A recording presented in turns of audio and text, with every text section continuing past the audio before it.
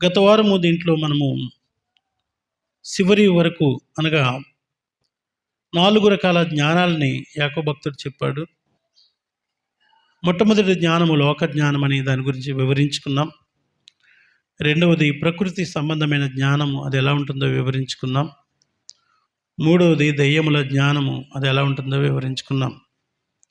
ఈ దినము 4వది దైవిక జ్ఞానము లేదా దైవ జ్ఞానము, దేవుని జ్ఞానమును గురించి మనము ఆలోచన చేసుకుంటున్నాం. ప్రియులారా, దేవుని జ్ఞానమును లోక జ్ఞానాన్ని మనము ఆలోచన చేసినప్పుడు ఒక ఉదాహరణను నేను మీకు గత వారం నేను మీకు చెప్పడం విన్నారు. ఏంటి ఉదాహరణ అంటే, తేనెటీగ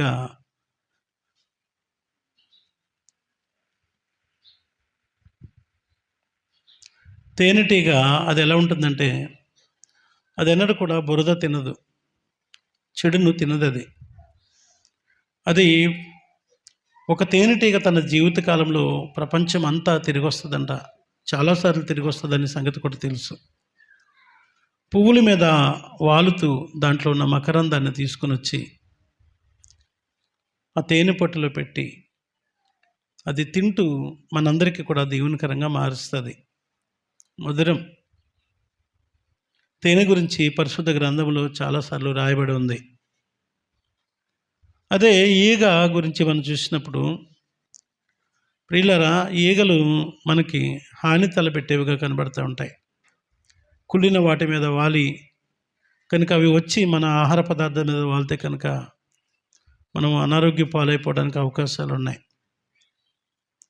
లోకజ్ఞానము ఈ ఈగలాగా వాళ్ళు లోక సంబంధులు కనుక లోకంలోనే ఉంటారు. పరలోక సంబంధము పైనుండి వచ్చింది కనుక అది ఉన్నతమైనదిగానే ఉంటుంది. కనుక ఈ లోక జ్ఞానం కాకుండా పరసంబంధమైనటువంటి పరలోక జ్ఞానాన్ని మనం సంపాదించుకోవాలి అన్న దానిని ఈ దైవజనుడైనటువంటి యాకోబు భక్తుడు మనకు తెలియజేస్తూ ఉన్నాడు. ఒకసారి యాకోబు పత్రిక 3వ అధ్యాయం మనం చూద్దాం. మీలో జ్ఞాన వివేకం 13వ వచనం నుండి చదువుతున్నాను. మీలో జ్ఞాన వివేకములు గలవాడేవాడు, వాడు జ్ఞానంతో కూడిన సాత్వికము గలవాడై తన యోగ్య ప్రవర్తన వలన తన క్రియలను కనపరచవలెను. అయితే మీ హృదయములలో సహింపనలనివి కాని మత్సరమును వివాదమును ఉంచుకుని వారైతే అతిశయపడవద్దు, సత్యమునకు విరోధముగా అబద్ధమాడవద్దు. ఈ జ్ఞానము పైనుండి దిగివచ్చినది కాక భూ సంబంధమైనదియు ప్రకృతి సంబంధమైనదియు దయ్యముల జ్ఞానము వంటిది అయి ఉన్నది. ఏలయనగా మత్సరమును వివాదము ఎక్కడ ఉండునో అక్కడ అల్లరియు ప్రతి నీచ కార్యమును ఉండును. అయితే 17-18 వచనాన్ని మనం ఈ దినం ధ్యానించుకుంటున్నాం. అయితే పైనుండి వచ్చు జ్ఞానము మొట్టమొదట పవిత్రమైనది. ఒకవేళ వీలుంటే లెక్క పెట్టుకోండి ఎన్ని ఉన్నాయో. అయితే పైనుండి వచ్చే జ్ఞానము మొట్టమొదట పవిత్రమైనది, తరువాత సమాధానకరమైనది, మృదువైనది, సులభముగా లోబడినది, కనికరముతోనూ మంచి ఫలములతోనూ నిండుకున్నది. నీతి ఫలము సమాధానం చేయవారికి సమాధానమందు విత్తబడును. పైనుండి వచ్చే జ్ఞానము అలా ఉంటుంది. ప్రార్థన చేసుకుందాం. దయగలిగిన మా తండ్రి, మీకు వందనాలు. దైవ జ్ఞానమును గుర్చిన ఈ ఉన్నత లక్షణాలను మేము ఆలోచన చేస్తూ ఉన్నాం. ప్రకృతి సంబంధమైన జ్ఞానమును, ఆయా లోక జ్ఞానమును, దయ్యముల జ్ఞానమును మేము ఎరిగి ఉన్నాం. గత వారం ధ్యానించినాం. దైవ జ్ఞానం అనగా పైనుండి వచ్చి మీ జ్ఞానము యొక్క ఉన్నత లక్షణాలని ఈ దినం మేము ధ్యానిస్తుండగా మాతో ఉండండి, మమ్మల్ని బలపరచండి. తుదకు నాయన మేమందరము పైనుండి వచ్చు ఆ జ్ఞానం కలిగిన వారమై దానిని మా జీవితాల్లో మేము ప్రాక్టీస్ చేస్తూ అనుభవపూర్వకంగా మా జీవితాల్లో ముందుకెళ్ళడానికి సహాయం చేయండి. యేసు నామములో ప్రార్థించి వేడుకుంటున్నాం తండ్రి, ఆమేన్.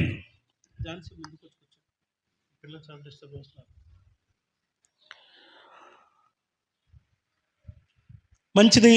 ఈ దైవ జ్ఞానము యొక్క లక్షణాలను మనము చూసాం. ఎన్ని ఉన్నాయండి? లెక్క పెట్టారా? ఎన్ని? చదవను కదా. 6 లక్షణాలు మళ్ళా చదువుతాను, మీరు లెక్క పెట్టుకోండి. ఇక్కడే ఉన్నారా అందరూ? మొట్టమొదట పవిత్రమైనది అంటే ఫస్ట్ అని, తరువాత అనగా సెకండ్ అని, సమాధానకరమైనది, మృదువైనది, సులభముగా లోబడినది, కనికరముతోనూ, అదొకటి, మంచి ఫలముతోనూ నిండుకొనినది. ఎన్ని? 6. ఇలా 2 సార్లు చెప్తే మీకు అర్థమవుతుంది అనమాట. ఇదే వాక్యం వచ్చే వారం కూడా చెప్తానైతే. 6 లక్షణాలు ఉన్నాయి. దేవుని జ్ఞానం యొక్క లక్షణాలు 6 ఉన్నాయి. అదే లోక జ్ఞానము, దయ్యముల జ్ఞానము, లౌకిక జ్ఞానం చూస్తే చాలా ఎక్కువ ఉన్నాయి. అవి చాలా ఉన్నాయి ప్రియులారా. వాటిని మనం గత వారము ధ్యానించాం. యూట్యూబ్లో కూడా ఉన్నది, మీరు చూడండి కావలిస్తే. అవి చాలా ఉన్నాయి.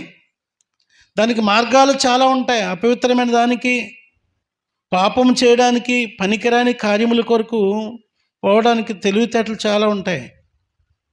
నీతి మార్గం అయితే ఒకటే ఉంటుంది, అది ఇరుకుగా ఉంటుంది. ఆ మార్గంలో ప్రవేశించే వారు కొందరే అని క్రీస్తు ప్రభువారు స్వయంగా ప్రకటించడం కూడా మనకు తెలుసు. కనుక దైవిక జ్ఞానం యొక్క లక్షణాలలో చూసినట్లయితే మొట్టమొదటిది పవిత్రమైనది, పరిశుద్ధత. దేవుని ముందు పవిత్రముగా జీవించడం కొరకైనటువంటిది. ఇది మన జీవితపు ప్రాక్టీస్ చేయవలసిన అనుభవాలు. మీరందరూ బైబిల్ తీసి చూడండి. పవిత్రమైన దేవుని జ్ఞానం యొక్క ఉన్నత లక్షణాలు ఎలా ఉంటాయో మనం ఆలోచించేద్దాం ప్రియులారా. పేతురు మొదటి పత్రికలోనికి మనం రాగలిగినట్లయితే, మొదటి అధ్యాయము 15-16 వచనాల్లో మనకి ఈ విషయాలు కనిపిస్తూ ఉంటాయి. 15-16 వచనాలు చూసినట్లయితే, కాగా మీరు విధేయులకు పిల్లలై మీ పూర్వపు అజ్ఞాన దశలో మీకుండిన ఆశలను అనుసరింపక, మిమ్మును పిలిచినవాడు పరిశుద్ధుడై ఉన్న ప్రకారము మీరును సమస్త ప్రవర్తన యందు పరిశుద్ధులై ఉండుడి అని పిలుపు ఉంది. పేతురు పిలుస్తూ ఉన్నాడు ఆ పత్రిక ద్వారా మనతో. మీరు పూర్వం ఎలా ఉన్నారు? అజ్ఞాన దశలో మీకుండిన ఆశలున్నాయి. ఎన్నో ఆశలున్నాయి. శరీర సంబంధమైన ఆశలు, లోక సంబంధమైన ఆశలు, దురాశలు, పాపపు ఆశలు. ప్రియులారా, నీది కాంది ఆశించే అనుభవాలు ఎన్నో ఎన్నో ఎన్నో ఎన్నో ఉన్నాయి ప్రియులారా. ధర్మశాస్త్రాన్ని మనం ఒకసారి ఆలోచించేద్దామా? ఆజ్ఞల్లోనికి రండి ఎవరైనా. ఆజ్ఞల్లోనికి వచ్చినట్లయితే నిర్గమాకాండంలో ఈ ఆజ్ఞలు ఉన్నాయి కదా. ఈ ఆజ్ఞలో ఒక ఆజ్ఞ, విచిత్రమైన ఆజ్ఞ ఉంది ప్రియులారా. ఈ ఆజ్ఞ చాలామందికి ఇష్టం ఉండదు. ఏ ఆజ్ఞలు కూడా ఇష్టం ఉండవు చాలామందికి. నీ పొరుగువాని ఇల్లు అంటే 16 వచనం చూద్దాం. నీ పొరుగువాని మీద అబద్ధ సాక్ష్యము పలకవద్దు అని చెప్పి, నీ పొరుగువాని ఇల్లు ఆశింపవద్దు. నీ పొరుగువాని భార్యనైనను, భర్తనైనను, దాసినైనను, ఎద్దైనను, ఆవైనను, మేకైనను, కుక్కైనా, పిల్లైనా, గిన్నెైనా, గరిటైనా, ప్లేట్ అయినా, స్పూన్ అయినా, ఏమైనా.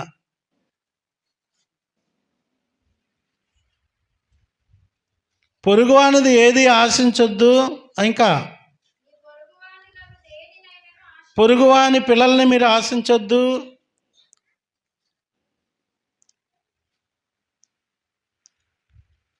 పొరుగు వాళ్ళది ఏది ఆశించొద్దు అంటే అన్నీ ఉన్నాయి దీంట్లో. ఏది ఆశించొద్దు అని ఆయన ముగిస్తూ ఉన్నాడు ఆజ్ఞల్లో. పొరుగువానిది ఆశించడం అన్నది అది ప్రియులారా దేవుని జ్ఞానము కాదు, అది పరిశుద్ధత లేదు దాంట్లో. కనుక మీరు ఏం చేయాలంట? మీ పూర్వపు ఉండిన అజ్ఞాన దశలు మీకు ఉండిన ఆశలు ఉన్నాయి, ఎన్నో ఆశలు ఉన్నాయి. ఈ ఆశల్ని మీరు అనుసరించి నడవలసిన అవసరం మీకు లేదు. వాటిని బంద్ చేయండి. అది లోక జ్ఞానము, దుష్టుని యొక్క జ్ఞానం, అది అపవిత్రమైనది. దీని కొరకు మీరు ఎన్ని చెప్పుకున్నా అది దైవిక సంబంధమైన నియమాలలో లేదు. పరిశుద్ధత అనే ఆ కొలతల్లో అది నిలవదు కనుక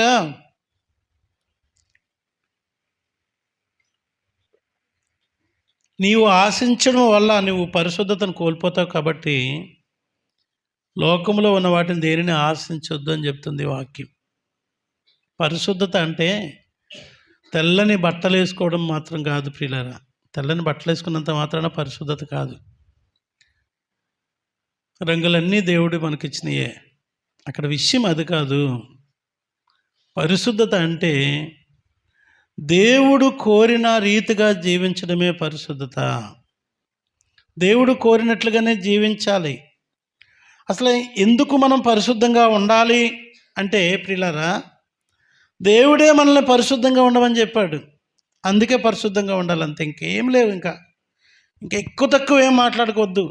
లేవీకాండంలోనికి మనం వద్దాం. ఒకసారి చూడండి, లేవీకాండము మీరు తీసినట్లయితే పరిశుద్ధ గ్రంథంలో లేవీకాండంలో 11వ అధ్యాయంలోనికి మనం వస్తే 44వ వచనంలో ఒక మాట కనిపిస్తుంది. ఏమంటారంటే, నేను మీ దేవుడైన యెహోవాను, నేను పరిశుద్ధుడను గనుక మీరు పరిశుద్ధులై ఉండినట్లు మిమ్మల్ని మీరు పరిశుద్ధపరచుకొనవలెను. అంతే అంతే, ఇంకేం లేదు. పరిశుద్ధంగా ఎందుకు ఉండాలి? యాక్చువల్గా ఇంకో మాట చెప్పిన ప్రియులారా, దైవజ్ఞానం అంటే పరిశుద్ధత అని చెప్పాం కదా. ఈ దేవుని జ్ఞానము లేని వాళ్ళే అపవిత్రంగా జీవిస్తారు, అంతే. దైవిక జ్ఞానం ఎవరి జీవితంలో అయితే లేదో వారు అపవిత్రులుగా జీవిస్తారు. పరిశుద్ధంగా ఎందుకు ఉండాలి అంటే దేవుడే చెప్పాడు. ఎందుకు చెప్పాడు? Be holy because I am holy. నేను పరిశుద్ధుని కనుక మీరు కూడా పరిశుద్ధంగా ఉండండి. ఇంకా దీని కొరకు ఎక్కువ మాట్లాడుకోవాల్సిన అవసరం లేదు. నేను పరిశుద్ధుడిని, మీరు కూడా పరిశుద్ధంగా ఉండండి. లేకపోతే పరిశుద్ధుడైన నా దగ్గర మీరు ఉండడానికి మీకు స్థానం లేదు. పరలోక రాజ్యం అనే ఉన్నతమైనటువంటి ఆ మహిమలో మీరు నాతో ఉండాలంటే మీరు పరిశుద్ధుడై ఉండాలి. కోటాను కోట్ల దూతలు, కెరూపులు, షెరూపులు మానక నిత్యము పరిశుద్ధుడు పరిశుద్ధుడు పరిశుద్ధుడు పరిశుద్ధుడు అని కొనియాడుతున్న ఆ మహోన్నతుడైన దేవుని యొక్క ఆ పరిశుద్ధ సింహాసనం ఎదుట నిలవాలి, ఆ పరిశుద్ధునితో యుగయుగాలు జీవించాలి అనే ఆశ నీకుంటే కనుక ఆయన చెప్పినట్లుగా ఈ దేవుని జ్ఞానమైనటువంటి పరిశుద్ధత విషయంలో నీవు నమ్మకంగా ఉండవలసిన అవసరం ఉంది. రోమపత్రిక 12వ అధ్యాయంలోనికి మనం రాగలిగినట్లయితే, రోమపత్రిక 12వ అధ్యాయము మనకు చాలా ఉన్నతమైన విషయాలని జ్ఞాపకం చేస్తూ ఉన్నాడు. చూద్దాం. 12వ అధ్యాయం మొదటి వచనం చూసినట్లయితే, కాబట్టి సహోదరులారా, పరిశుద్ధమును అనుకూలమునైన సజీవ యాగముగా మీ శరీరములను ఆయనకు సమర్పించుకొనుడని దేవుని వాత్సల్యమును బట్టి మిమ్మల్ని బతిమాలుకొనుచున్నాను. ఇట్టి సేవ మీకు యుక్తమైనది. పౌలు భక్తుడు రోమా సంఘంతో చెప్తున్నాడు, బ్రతిమాలుతూ ఉన్నాడు. ఏమని? సహోదరులారా, సహోదరులారా, పరిశుద్ధమును దేవునికి అనుకూలమునైన సజీవ యాగముగా మీ శరీరములను ఆయనకు సమర్పించుకోండి.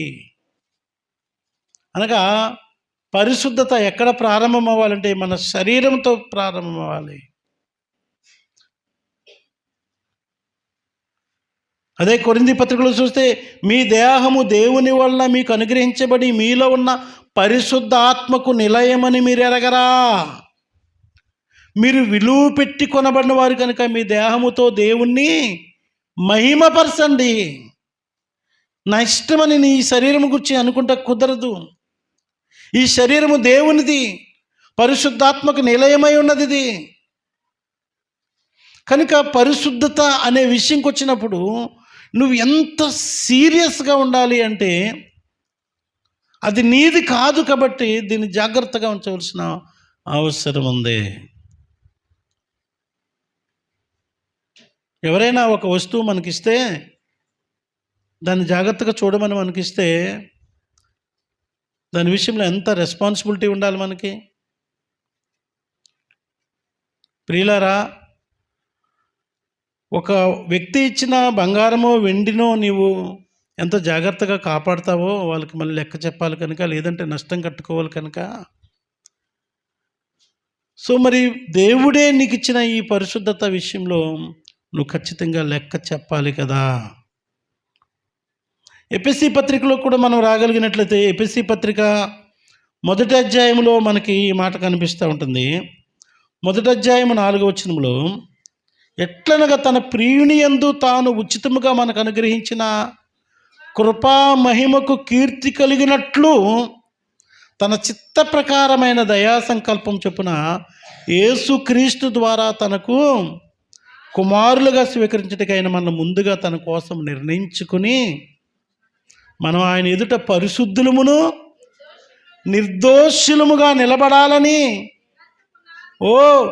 జగతికి పునాది వేయబడక మునిపే ప్రేమ చేత ఆయన క్రీస్తులో మనల్ని, హల్లెలూయా, ఎంత మంచి మాట ఇది. జగతికి పునాది వేయబడక మునిపే, ఈ సృష్టి లేనప్పుడే ప్రియులారా, క్రీస్తులో ఆయన మనల్ని ఏర్పాటు చేసుకున్నాడంట. మనం పరిశుద్ధులుగా ఉండాలి, ఆయనతో ఉండాలి అని ఇంత గ్రేట్ ప్లాన్ ఆయనకు ఉంది. ఎంత పెద్ద మాట ఇది.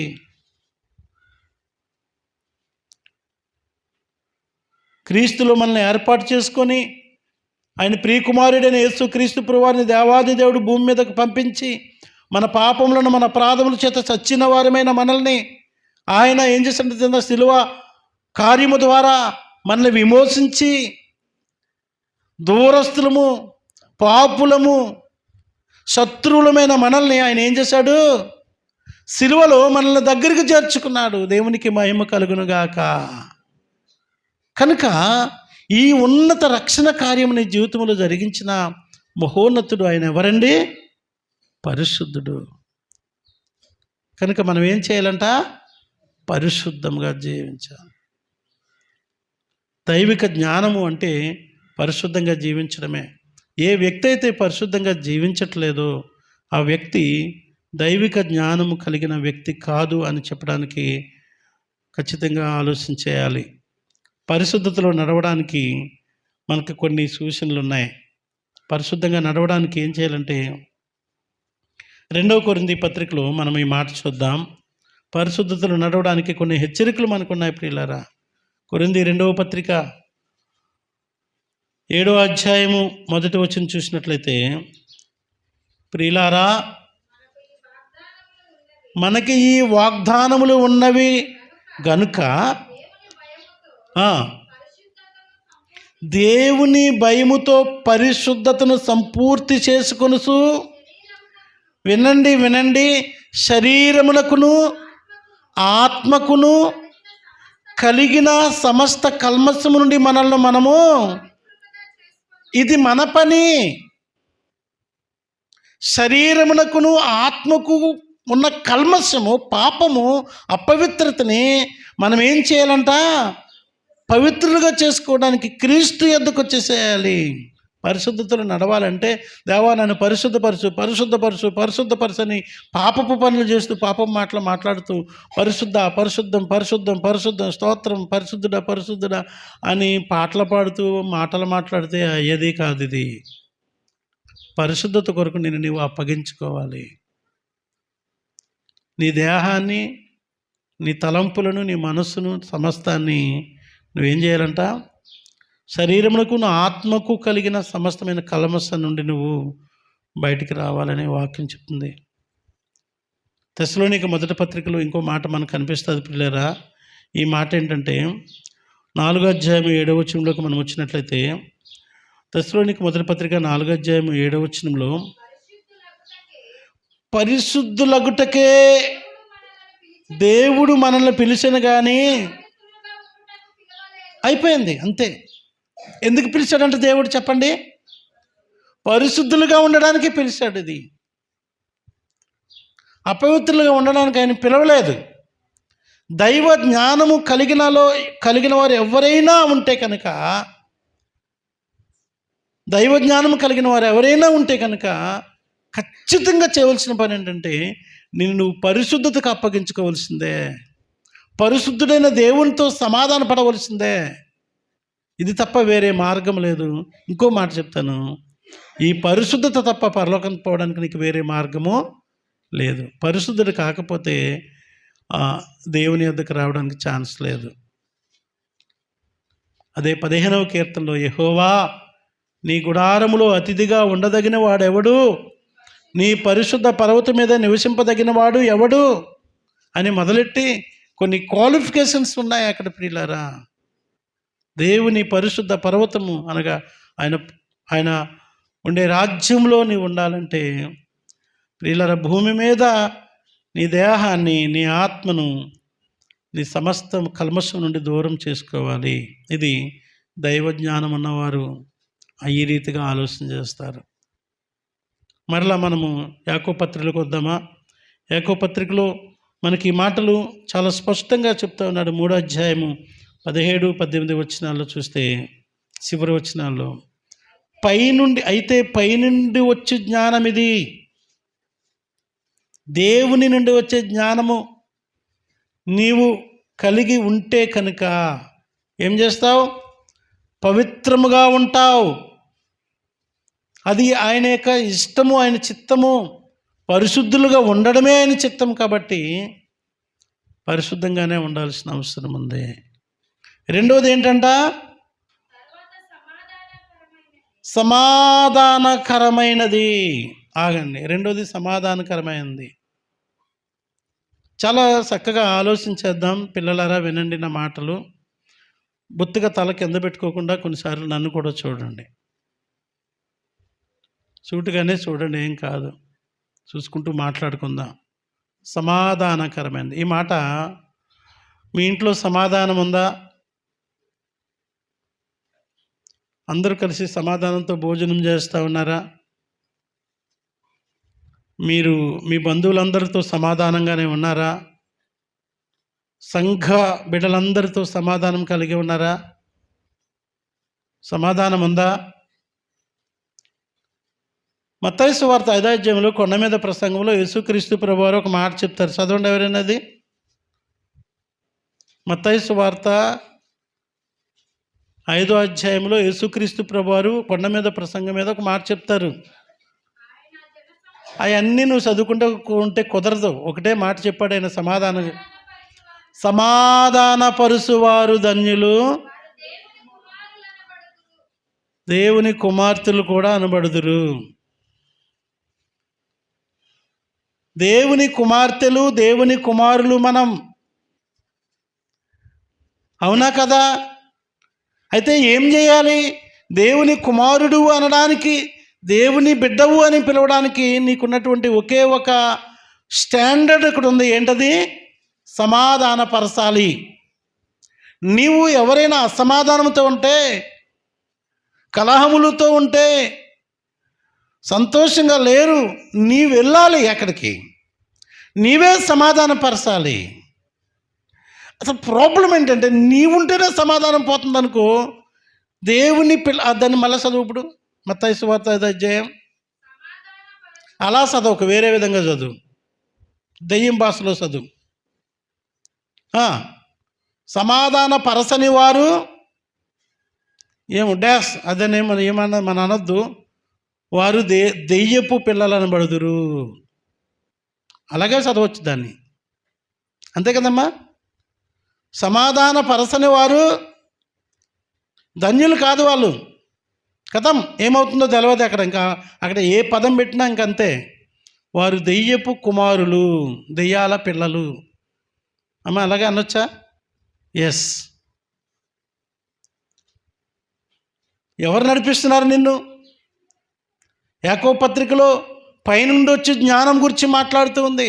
పైనుండి వచ్చే జ్ఞానము అది పవిత్రమైనది, సమాధానకరమైనది. ఒకవేళ నీవు పైనుండి వచ్చు పర సంబంధమైన, దేవుని సంబంధమైన జ్ఞానంతో నింపబడి ఉంటే కనుక నిశ్చయంగా ఏం చేస్తావంటే సమాధానమును వెతికి వెంటాడుతావు. అంతే.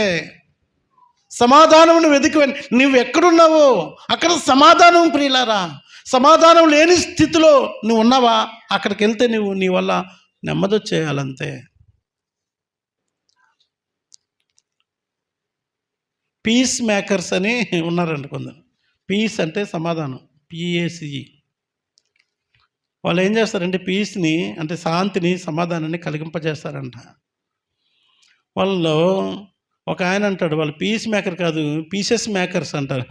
పీసెస్ అంటే ముక్కలు కింద నరికవతలు పడేస్తారంట వాళ్ళు పోతే. భార్యాభర్తల మధ్యలో పీస్ మేకర్స్ టీం అసలు వీళ్ళున్నది. కానీ వీళ్ళలాక ముక్కలు చేసి అవతలు పడేస్తారంట అంతే. నువ్వు నిజంగా పీస్ మేకర్వా, పీసెస్ మేకర్వా? ఎలాగున్నారు? నీ వల్ల ఎవరైనా ఏ కుటుంబం అన్నా కలిసిందా? నీవు ఉండడం వల్ల అమ్మాయి ఆ మనిషి వస్తుంది మాట్లాడికి అనుకుంటున్నారా? ఆ మనిషి చక్కగా మాట్లాడుకుంటున్నారు నలుగురు ఎదురు కలిసి. నీవు వస్తున్నావు, వాళ్ళు ఏమనుకుంటున్నారు? నీకేమైనా అర్థమవుతుందా? ఆ మనిషి వస్తుంది జనం తన ప్రభు అనుకుంటున్నారా? అనుకుంటే పైనుండి వచ్చే దైవిక జ్ఞానము నువ్వు కలిగలేవు. ఆ దైవిక జ్ఞానంలో రెండో లక్షణం ఏంటంటే సమాధానం. సమాధానము అది నీ వల్ల రావాలి. అందుకనే ఇక్కడ ఒక మాట ఉంటుంది పిల్లరా, సాధ్యమైతే అందరితో సమాధానంగా ఉండాలి. మనం ఎలా ఫిక్స్ అవ్వాలంటే మనం ఎలా సెట్ చేసుకోవాలంటే మన మైండ్ సెట్ని అందరితో కలిసిపోదాం, అందరిని కలిపేద్దాం. అమ్మా అరే బాబు నువ్వు ఉండడం వల్ల మా కుటుంబాలు చల్లగా ఉన్నాయి. అమ్మ నువ్వు ఉండడం వల్ల మేము చాలా కాలము లాంగ్ డిస్టెన్స్ ఉంది మాకు, కలిసిపోయాం. ఇంకొక మాట చెప్తా చూడండి, సమాధానం అంటే ఇంకొక గొప్ప మాట చెప్తాను చూడండి, యేసుతో సమాధాన పడేటట్లు చేయాలి. హల్లెలూయా. లోకాన్ని దేవునితో సమాధానపరచాలి. నీవు పాపంతో సమాధాన పడిపోయి పాపం చేత గందరగోళానికి లోనైపోయినటువంటి ఈ లోకంలో ఉన్నటువంటి మనుషులందరినీ యేసుక్రీస్తు నా సమాధానమునే మీకు అనుగ్రహిస్తున్నాను, లోకమిచ్చేనట్లుగా కాదు అని చెప్పిన యేసుక్రీస్తు సమాధానాన్ని వారికి పరిచయం చేయాలి. ఇది పైనుండి వచ్చే జ్ఞానం యొక్క లక్షణం. నీ వల్ల కుటుంబాలు విడిపోవడం తర్వాత సంగతి. నీ వల్ల ప్రియులారా దేవుని సన్నిధికి వచ్చిన వారే కొందరు వెళ్ళిపోతున్నారా? నిన్ను బట్టే దేవుని నామం దూషింపబడుతుందా? ఓ రోజు ఒక వీడియోలో విన్నాను. ఏసన్న గారు తెలుసు కదా, హోషన్నా మినిస్ట్రీస్ గుంటూరు ఏసన్న గారు. ఆయన ఒక తల్లి వచ్చి అయ్యా మా ఇంటికి రా అని ఎప్పుడు దినం అడుగుతూ ఉండేదట. మా ఇంటికి రా అయ్యా, మా ఇంటికి వచ్చి ప్రార్థన చేసిపో అయ్యా, అయ్యగారు నువ్వు వస్తే దేవుడు వచ్చినట్టు అంటే, ఆగమా నేను వస్తే దేవుడు వచ్చినట్లు ఎట్లా అంటా ఉన్నాడంట. ఆయనకున్న బిజీ స్కెడ్యూల్ని బట్టి పోలేకపోతా ఉన్నాడంట. అరే ఎందుకు వచ్చిన పంచాయతీ ఒక దినం పోతే బాగుంటుంది కదా అని చెప్పేసి ఆయన పోయాడు. అమ్మ సరే వస్తా బో, మీ ఇంటికి రేపు వస్తానని చెప్పాడంట. ఏ టైం వస్తారు అయ్యగారు? అయ్యా భోజనం కూడా చేసిపోవాల్సిమా అంటే, ఇంకా సరేలే ఆ టైంకి వచ్చి నీతో కూర్చుంటాను, మరి మీ ఇంటాయన్ని మీ పిల్లలందరూ కూడా కూర్చోబెట్టు, అట్లయితే అందరితో కలిసి భోజనం చేస్తానని అన్నాడట ఆయన. సరే అని చెప్పేసి ఏం చేసిందంటే ఇంకా మొత్తం ఇంకా షర్టులు గిట్లు అన్నీ మొత్తం కడిగి తుడిచి ఉడిచి మొత్తం అది పెద్ద పండగలకి అయ్యగారు వస్తున్నాడు. మంచి నాటుకోడిని కోసిందంట ఆ రోజు. అయ్యగారు వస్తున్నారని పుంజుని కోసి వండితే గుమ్మగుమ్మ వాసన, గల్లీలో ఎంటర్ అయ్యేటప్పటికే అయ్యగారికి వాసన వచ్చేస్తుందంట, నాటుకోడి వాసన. బాగుంది, చాలా బాగుంది. సరే బాగానే సిద్ధపడినట్లుంది అనుకున్నాడు. అయ్యగారు వెళ్ళాడంట. పాపం ఆయన అంత ఎక్కువగా భోజనం చేసి మనిషి కాదు. పోయాడంట. పోతే అందరు కూర్చున్నారంట, అందరూ నిండు వందనాలు చెప్పారంట. వందనాలు చెప్తే బాగా పెద్ద కుటుంబమే ఉంది, భార్య భర్త, 3 కొడుకులు, 3 బిడ్డలు ఉన్నారంట. పోయి ఊరికి భోజనం చేసి వస్తే ఏం బాగుంటుంది, కూసేపు కూర్చుని మాట్లాడదాం కదా అంటే, ఈమెమో భోజనం చేసిండు అయ్యగారు అంటదంట ముందే. లేదమ్మా నేను కొంచెం మాట్లాడిన తర్వాత అంటే, ఈమె మాట్లాడితే ఏం పంచాయతీ బయటపడుతుందో ఈ భయం, ఆమె పంచాయతీ ఎక్కడ బయటపడుతుందో అని భయం. భర్త ఏమో వందనాలతో చెప్పాడు కానీ తలెత్తి పైకి యేసన్న గారిని చూడంట. ఒక మాట లేదు, ఒక ఊసి లేదు, పలుకు లేదంట ఆయనకి. లేదమ్మా నేను మాట్లాడతానన్నాడంట. ఇంకా తప్పదు, ఏం చేయాలో అర్థం కాలేదు. అంటే ఆయనతో మాట్లాడుతున్నాడంట. ఆయన ఏం మాట్లాడంట, పిల్లలతో మాట్లాడితే ఏం మాట్లాడంట. ముందే చెప్పిందంట, మీరేమన్నా ఎక్కువ తక్కువ మాట్లాడారా బిడ్డలారా, ఈ కోడిని కోసినట్టు మిమ్మల్ని కోస్తానని చెప్పినట్టుంది. ముందే చెప్పిందంట ఈమె. మీరేమన్నా ఎక్కువ తక్కువ అయ్యగారి దగ్గర మాట్లాడారా నా గురించి, ఈ కోడిని కోసాను గట్లా నాకు అది పెద్ద ఈజీ, ఎంత మీ పీకల కోడిని కూడా అంత ఈజీ అని చెప్పిందంట ఆమె. ఏమి మాట్లాడట్లేదు వీళ్ళు. అయ్యగారికి ఏదో కొడుతుంది, తేడా కొడుతుంది. సరేలే, ఏమి మాట్లాడట్లేదు, ఏమి ఇంకెళ్ళి ఇంతేనేమో అనుకున్నారు. ఏమేమో వాగుడికాయలాగా అటుపోయి మాట్లాడి ఇటుపోయి మాట్లాడి అక్కడ మాట్లాడి ఇక్కడ మాట్లాడి అన్నీ మాట్లాడుతుందంట. కానీ వీళ్ళు ఏమీ మాట్లాడట్లేదంట. ఒకరినొకరు చూసుకున్నారంట. పెద్ద మనిషి అయితే కిందగా చూస్తున్నాడంట. భోజనం చేసి ఇంటికి వచ్చేసాడంట. వచ్చేసిన తర్వాత ఈయనకి ఆలోచన పడ్డది, ఏం జరిగింది ఆ ఇంట్లో, ఏం జరిగింది ప్రభువా, ఏం జరుగుతుంది, నాకు అసలు వెళ్ళి భోజనం చేశాను వచ్చాను కానీ హ్యాపీ కాలేదు. నాకు నాటుకోడిని కోసింది, కోడి కూర తిన్నాను కానీ నాకు సంతోషం లేదని అనుకొని దీన్ని సీక్రెట్ అంటే బయటపెట్టి ప్రభు అని ప్రార్థన చేసుకుని పోతుంటే ఒకరోజు రిక్షా స్టాండ్ దగ్గర కనపడ్డాడంట ఈ భర్త. అరే ఈ మనిషిని చూసినా కదా అని చెప్పి, ఏ మనిషి ఇటు రా అన్నాడంట. రిక్షాల మీద వెళ్ళివరు ఆ దినాల్లో. రిక్షాల మీద ఎక్కడుండి అక్కడ ప్రయాణం చేస్తూ ఉంటారు. మీరు ఎవరైనా రిక్షా ఎక్కారా? నేను కూడా ఎక్కా. మీకు తెలియదేమో, రిక్షా కూడా తెలియదేమో మీకు. సరే, ప్రియులారా వినండి. అప్పుడు రిక్షా గుంజిది ఆయనే. ఆయన ఎక్కించుకున్నాను. అయ్యగారు మొత్తం తుడిచి అయ్యగారు కూర్చున్నానంట. ఏమయ్యా తుడిచాను కానీ కూర్చున్నాను కానీ మంచిదే, కానీ ఏంటయ్యా ఏమి మాట్లాడమంటే, వద్దులేండి అయ్యగారు మాట్లాడలే, ఏం మాట్లాడతానులే, వద్దులేండి అంటే, వద్దులే కదండి బండి ఆపలా, చెట్టు కింద ఆపన్నాడంట. అయ్యా మీరు మీటింగ్ వెళ్ళిపోతున్నట్టు, నాకు ఇదే పెద్ద మీటింగ్ ఆపన్నాడంట. ఆయన మీటింగ్ ఇటు క్యాన్సిల్, చెట్టు కింద ఆపరా అన్నాడంట. ఆపి ఇంకా ఈయన రిక్షా మీద కూర్చున్నాడంట. కొండ మీద ప్రసంగంలాగా మొదలెట్టాడంట. ఇప్పుడు ఇంతకీ ఆయన మొదలెట్టాడంట. అయ్యగారు ఇంకా నేను చెప్తే మళ్ళీ మీరు మా ఆవిడకి చెప్పనంటారే అంటేనే చెప్తాను అన్నాడంట. ఊరి ఇది తేడాగా ఉంది, చెప్పరంటే మొదలెట్టాడంట. అయ్యా ఏం లేదయ్యా, ఆమె గుడికి వచ్చినప్పుడే భక్తురాలు. ఆమె గుడికి వచ్చినప్పుడు ఉంటుందయ్యా, ఎంత భక్తిగా ఉంటుందంటే ఇంకా అయ్యా మిగతా 6 రోజులు అయ్యా ఎప్పుడు గుడిలో పెట్టుకోయా ఆమెని. ఏంది, ఆమెను ఎప్పుడు గుడిలో పెట్టుకోయ్యా. ఆమె ఇంటికి వస్తే మాకు భజన ఉంటుందయ్యా, హ్యాపీగా ఉంటుందయ్యా. ఏం తింటున్నామో ఏం చేస్తున్నామో మాకు అర్థం. ఇంత రిక్షా తొక్కి సంపాదిస్తానా, ఏ హ్యాపీనెస్ లేదు. ఎంత భయంకరం. ఎవరి గురించో చెప్తుంటే మీకు గట్ల ఉంది కదా, మీ సంగతి ఏంటి? సమాధానం పడని వారు ఉన్నారు, యేసుతో సమాధాన పడని వారు ఉన్నారు. యేసు అనే మాట చెప్తేనే సాతానుడు పుట్టించినటువంటి ఒక భ్రమలో ఉండిపోయి శత్రువుగా భావించుకుని ఉన్నారు, రక్షణకు దూరం అయిపోయిన ఉన్నారు, లోకంతో సమాధాన పడిపోయి పాపంతో సమాధాన పడిపోయిన వారు నీ ఇంటిలో ఎంతోమంది ఉన్నారు. సంగమా, నీ స్నేహితులు నీ బంధువులు ఎంతోమంది ఉన్నారు, నరకానికి జోగుతున్నారు. వారిని క్రీస్తుతో సమాధాన పరిచే బాధ్యత నీది కాదా? క్రీస్తుతో సమాధానం పరుస్తున్నావా? పైనుండి వచ్చే జ్ఞానం గిట్లా ఉంటుంది. ఎవరికైనా ప్రభుని చెప్పావా? నీవు నీ కుటుంబాన్ని రక్షించుకున్నావా? నీ స్నేహితుల్ని ఆ సమాధాన సంబంధమైన వార్త, ఈ శుభవార్త, రక్షకుడు పుట్టిన వార్త, ఆయన నీ కొరకు నా కొరకు మరణించాడనే వార్త, మరలా రాబోతున్నాడనే వార్త, ఆయన పరలోకంలో నిత్య యుగయుగములు మనల్ని ఆయనతో ఉంచుకుంటాడనే ఈ గొప్ప శుభవార్త ఎవరికైనా ప్రకటించావా? అసలు నీకు అందిందా? నీకు అర్థమైందా? పైనుండి వచ్చే జ్ఞానం కావాలని ప్రార్థన చేయండి. అమ్మా, ఈ మాటలు చెప్తున్నప్పుడు ఎంతమంది నీ ఇంట్లో మిగిలిపోయి ఉన్నారు? ఎంతమంది ఆ రిక్షా అయిన భార్య వలె, లేదంటే భార్య గురించే చెప్పాను సుమి, భర్తలు కూడా ఎంతమంది ఉంటారు సమాధానం లేకుండా చేసేవాళ్ళు. ఈడు వచ్చాడ్రా బాబు అనుకొని భార్యలందరూ మౌనంగా ఉండిపోయి, పిల్లలని మౌనంగా ఉండిపోయి దినాలు లేవా? కొందరి పిల్లలు వాళ్ళు వస్తే ఇంట్లో సమాధానం అంతా పోతుంది ప్రియులారా. కొందరి భర్తలు ఎంత గందరగోళం అంటే, కుటుంబం హాయిగా ఉండే కుటుంబం కథం, వాడు వస్తే ఏముండదు ప్రియులారా, గందరగోళం. ఈ శ్రేష్టమైన సమయంలో పైనుండి వచ్చు జ్ఞానము, యాకోబు పత్రిక 3:17 మరలా తీయండి, చదవండి ఎవరైనా. పైనుండి వచ్చు జ్ఞానం ఎలాగా? మొట్టమొదట పవిత్రమును, రెండవది పరిశుద్ధమును, రెండవది సమాధానకరమైనది.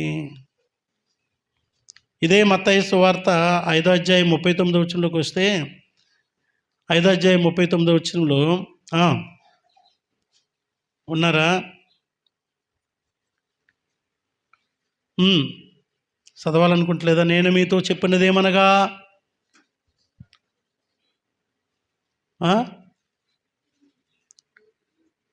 ఏంటండి, చదవబుద్ధి ఎట్లేదా? దుష్టుని ఎదిరింపక ఏనా లేదా? బైబిల్ 39 వచనం లేదా? 5:39. నువ్వు చెప్పొద్దు, ఎవరైనా చెప్తారు నాకు. నువ్వు చదవమ్మా. మీ బైబిల్ లేదా? ఎందుకు చదవట్లేదు మీరు?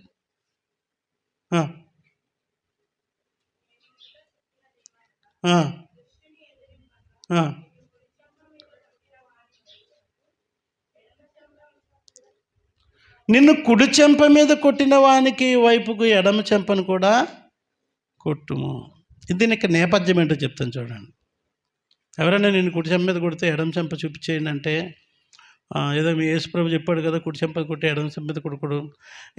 ఇది కాదు. దీని నేపథ్యం ఏంటంటే, ఆ దినాల్లో యేసుక్రీస్తు మరణించే కంటే ముందు రోమన్స్ వాళ్ళు పరిపాలన చేస్తూ ఉన్నారు. అందుకని యేసుక్రీస్తు ప్రభువారు వారికి ఒక ఉన్నతమైన పాఠం నేర్పాడు. రాజీ ఫార్ములా అంటారు దాన్ని. బాబు, నేను వెళ్ళిపోయిన తర్వాత భయంకరంగా ఉంటుంది పరిస్థితి. సో మిమ్మల్ని ఎవరైనా వచ్చి కుడి చెంప మీద కొట్టారనుకో, అంటే ఎంత కోపంగా ఉండి కొట్టుంటారు, చాలా కోపంతో కొట్టుంటారు మిమ్మల్ని. వాళ్ళు ఎడం చెంప మీద కూడా వదిలేసాయి కొట్టుకొని. తిరుగుబాటు చేయొద్దు. నిన్ను ఎవడైనా ఒక మైలు దూరం రమ్మన్నాడు అనుకో, వెళ్ళిపో, నేను రానన్నా ఊక తంతాడు, ఊకే గాయాలవుతాయి నీకు, లొంగిపో, వెళ్ళిపో, 2 మైళ్ళు వెళ్ళిపో. ఒక అంగి ఇచ్చేయమన్నాడు, 2 అంగీలు కూడా ఇచ్చేసాయి. నువ్వు ఒకళ్ళు బట్టలు లేకుండా ఉన్నా నీకు నో ప్రాబ్లం, కానీ వాడితో దెబ్బలు తినడం ఎందుకు? రాజీ పడిపో, సమాధాన పడిపో, అరవకు, గీ పెట్టకు, లొల్లు పెట్టుకోకు, తగ్గండి. ఒక అడుగు తగ్గిపోయింది బాబు. యేసుప్రభు చెప్పేది అది. కొట్టడా, లైట్ తీసుకో. ఇంకొక దెబ్బ కొట్టడానికి కూడా నీకు వాడికి ఇష్టం ఉంటుంది, అంత కోపం కొట్టని.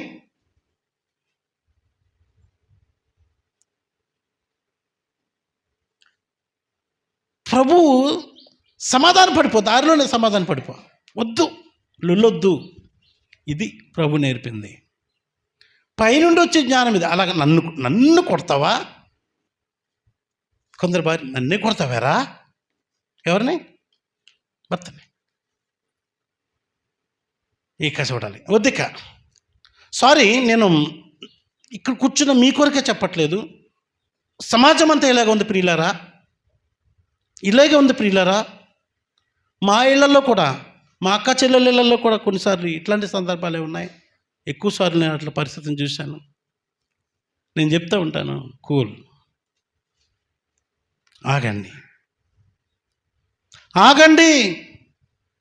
అందుకని నేను పెళ్లి చేసుకున్న మొట్టమొదటి రోజునే నేను నా భార్యతో చెప్పిన మాట ఏంటంటే, నాకు కొంచెం కోపం ఎక్కువ.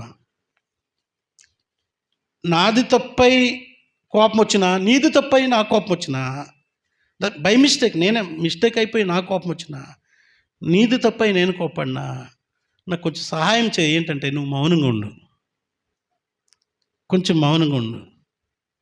నువ్వు మౌనంగా ఉంటే అది అక్కడితో అయిపోతుంది. నువ్వు హర్ట్ అవుతావు, తర్వాత సంగతి అది.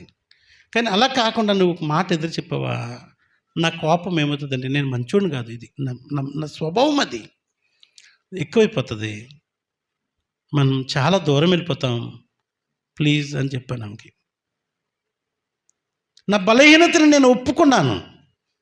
యేసు ప్రభు చెప్తున్నారు, పైనుండొచ్చు జ్ఞానమును గురించి మాట్లాడుతుంది, సమాధానకరమైనది.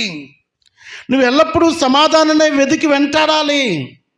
సాధ్యమైనంత వరకు నీకు ఎంతగా ఓపిక ఉందో అంతవరకు క్రీస్తు సహాయం తీసుకొని సమాధాన పడవలసిన అవసరం ఉంది. కుటుంబాల్లో, సామాజిక జీవితంలో, శత్రువుల విషయంలో, అన్నిట్లో కూడా యేసు ప్రభు మనకి చెప్పిన ఉన్నతమైన పాఠం ఏంటంటే, ఆగిపో. ఇది పైనుండి వచ్చే జ్ఞానం. లేకపోతే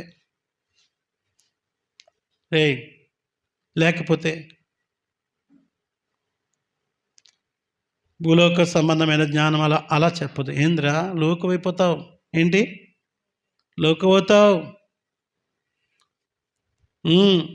ఈరోజు తల్లులు పిల్లలకి పెళ్లి చేసి పంపించేటప్పుడు ఎక్కువ తక్కువ మాట్లాడితే నువ్వు మాటకు మాట అన్నామా, లేదంటే లోకు కట్టేస్తాడు నిన్ను అని తల్లులు పిల్లలకి నేర్పి పంపించడం నాకు తెలుసు ప్రియులారా.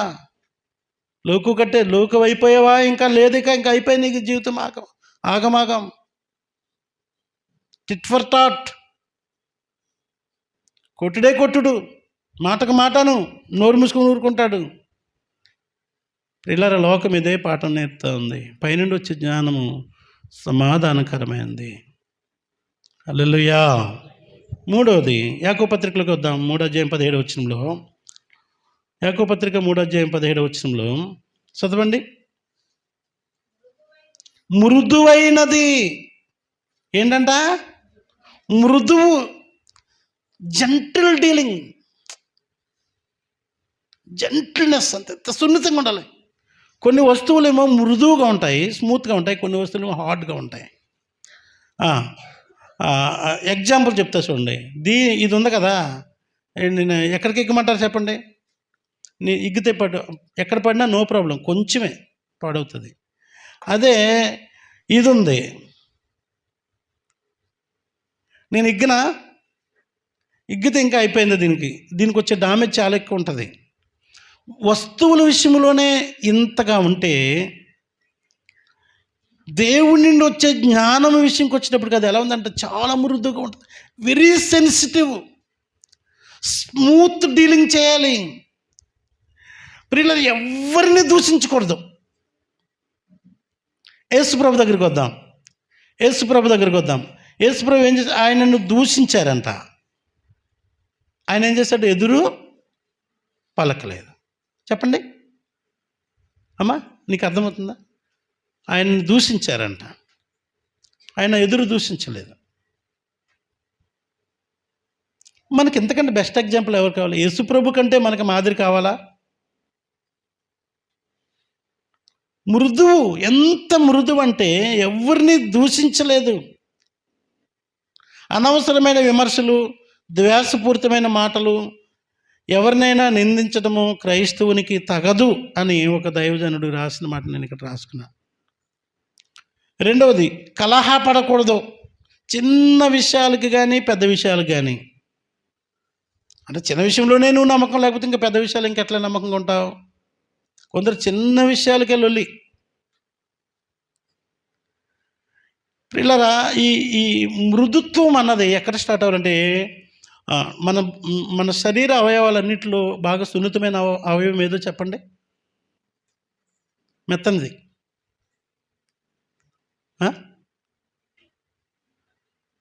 మీరు చెప్తున్నారు కరెక్టే, నాలుక. అట్లా తిరిగిపోద్ది. కొందరు వెనక ముందుకి దీంతో ఎంత పంచాయతీ ఉందో తెలుసా? ఇది మెత్తగానే ఉంది కానీ ఇది చాలా డేంజర్ అండి. ఇది మెత్తగానే ఉంటుంది ఇది, కానీ ఇది ఎంత డేంజర్ అంటే ఊరి నాయన, ఇది యాకోబు భక్తుడే చెప్తూ ఉంటాడు, ఈ నాలుక అగ్నియే అంటాడు. ఏంటంట? కాల్చి పడేస్తుంది బిడ్డలరా.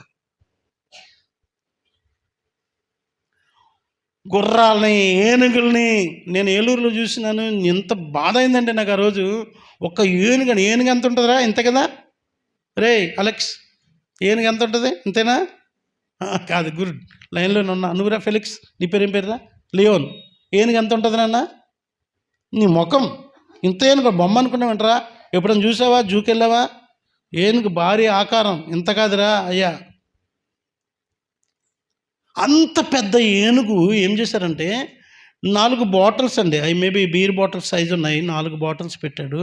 దాని మీద ఒక స్టూల్ పీట లాంటిది ఒకటి పెట్టాడు. పెట్టి దాని మీద ఎక్కమన్నాడు దాన్ని. అది వచ్చింది, ఒక కాలు వేసింది.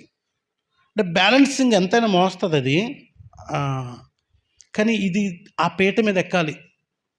ఒక కాలు వేసుకుని ఎక్కింది, అలాగా ఇట్లా వేసింది. రెండో కాలు తీసేసింది, నిలబడ్డది. 2 కాళ్ళు దాని మీద పెట్టింది. కింద ఉన్న 4 బాటిల్స్, ఆ స్టూల్ కూడా ఎంతో లేదు, ఇంతే ఉంది, ఇంతే. 3వ కాలు తీసుకొని లేపుతుంది. వణుకుతుంది అది. నాలుగో కాలు కూడా తీసి దాని మీద పెట్టింది. అందరూ చప్పట్లు కొడుతున్నారు, కానీ నా ప్రాణం ఎంత 4 కాళ్ళు ముడుచుకొని ఆ స్టూల్ మీద నించుంది. ఏమాత్రం అన్బ్యాలెన్స్ అయిందా దబ్బును పడుతుంది, గ్లాసులు పగిలిపోతాయి. ఆ మాత్రం వెళ్ళడానికి ఆ ఏనుగుకి ఎంత ట్రైనింగ్ ఇచ్చి ఉంటాడు ఆయన, ఎన్నిసార్లు కొట్టుంటాడు మావటివాడు.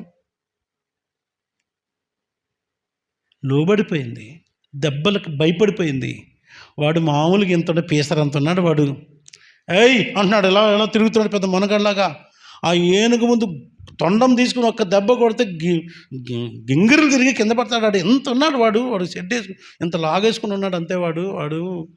వాడిని చూస్తుంటే, ఆ ఏనుగుని చూస్తుంటే దీనికి వీడికి ఎక్కడ సంబంధం, కానీ దానికి ఇచ్చిన ట్రైనింగ్, దాన్ని ఎన్ని దెబ్బలు కొట్టి లోబరుచుకున్నాడో.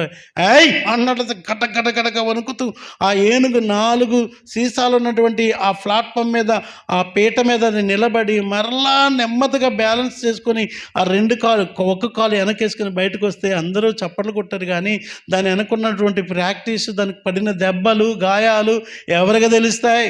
ప్రియులారా, లోబడుతున్నాయి. మనుష్యుడు అంత పని చేయగలుగుతున్నాడు, అంత అందరినీ లోపరుచుకుంటున్నాడు, ఎద్దుల్ని, గుర్రాలని, ఏనుగుల్ని. కానీ నాలుకను మాత్రం లోపరుచుకోవట్లేదు. నీ ఇష్టం, కుజా. లోబాటు అన్నది ప్రియులారా గమనించండి. లోబడుట అన్నది చాలా ఉన్నతమైన విషయం. ఇది అప్పగించేసుకోవాలి. నీ నాలుకను ముందు లోబరుచుకుంటే సమస్త శరీరాన్ని నువ్వు లోబరిచేసుకోవచ్చు. పరిస్థితులన్నీ నీ కంట్రోల్లోకి వచ్చేస్తాయి. మృదువైనది నాలుక. కొందరు మాట్లాడుతూ ఉంటారండి, ఎప్పుడు మాట్లాడుతూనే ఉంటారండి. నాకు అనిపిస్తుంది వీళ్ళని సుప్రీంకోర్టు జడ్జిల్ని న్యాయాధిపతులు చేస్తే బాగుండేమో అనిపిస్తుంది. అందరూ అలాగా ఎందుకలా? చెప్పు ఏంటిది? చంద్రబాబు నాయుడు గడా, రేవంత్ రెడ్డి గడా, మోడీ గడా, ఏంటిది? ఎవరు వాళ్ళు? టంపగాడు అంతే అంటుంది ఒక అమ్మ. ఎవడాడు? ట్రంప్ అని చెప్పడం కూడా రావట్లేదు వాడికి. ఆ టంపగాడంట మన ఇండియా వాళ్ళు అందరినీ తోలేస్తున్నాడు టంపగాడు. అరే టంపగాడా? ఆయన పేరే చెప్పడం రావట్లేదు. కానీ ఈమె ఇక్కడుండి ఎందుకు తోలేస్తున్నాడో, ఏం జరుగుతుందో, నీ కథ ఏందో ఏమిరా, ఏమి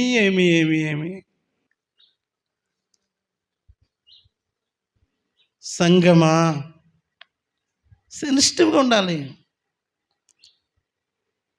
యేసుప్రభునండి, నేను సాత్వికుడును. ఎక్కడుంది మాట? నేను సాత్వికుడును, దీన మనసు గలవాడును. మత్తయి సువార్త 11:29 చెప్తున్నాడు ఆయన. నేను హలో, నేనే సాత్వికుడిని. దూషిస్తున్నా, ఎదురు దూషించలేదు. ఉమ్మి వేస్తున్నా, మాట్లాడట్లేదు. నేను గడ్డం పెరుగుతా కొట్టి అంటారంట, ఎవడో చెప్పరా అంటారంట యేసుప్రభుని. ఏంది? ఏమి వేసాలి? ఏమాత్రం ఎదురు మాట్లాడితే కనుక మనమందరం నరకానికి పోతాం. ఆయన సిలువలో నుండి దిగొచ్చేస్తే కనుక, ఎక్కకపోతే కనుక మనమందరం నరకానికి పోతామని ఎరిగుండి మనందరి కొరకు వినండి, మనందరి కొరకు ఆయన మౌనిగా, మృదువుగా, స్మూత్ అయిపోయి కొడుతుంటే, వీపు మీద కొడుతుంటే, బట్టలు చింపుతుంటే మౌనంగా ఉంది. ఇంకో మాట చెప్పనా?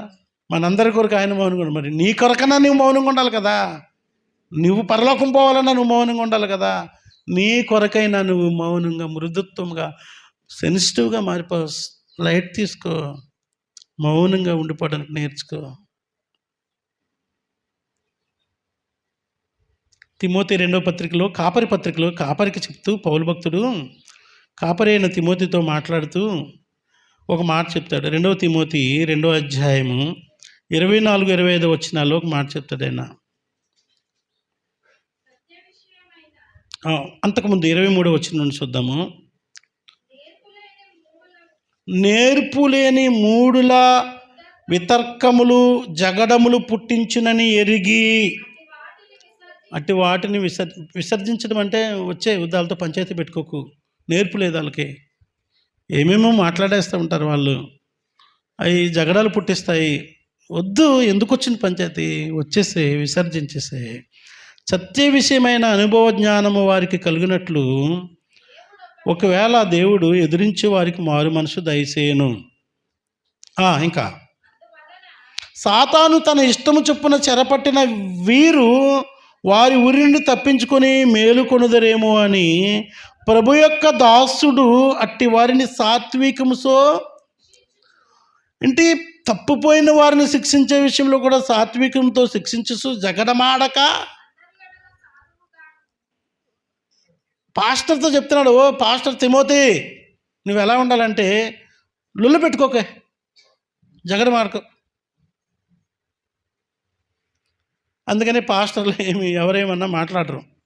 కాబట్టి అందరికీ లోకువే, ఏమన్నా కాకోకు. మాకు అదే నేర్పడు కదా దేవుడు, జగడమాడక అందరి ఎడల సాధువుగాను, ఇది సాధువుగా ఉండిపోలాగా.